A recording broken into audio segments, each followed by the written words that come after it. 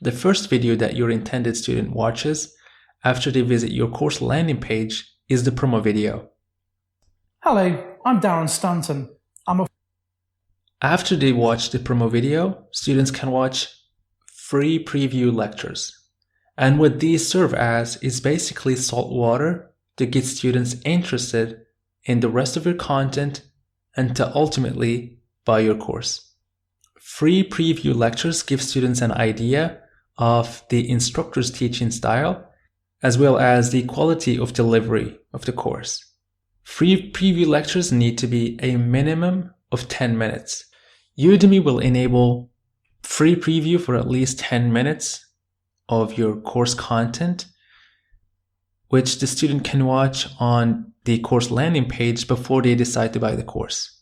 However, what you want to do is to enable free preview only for the best lectures.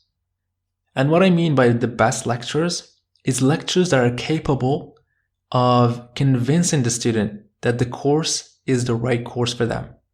So simply by clicking here, you can enable or disable free preview for any given lecture.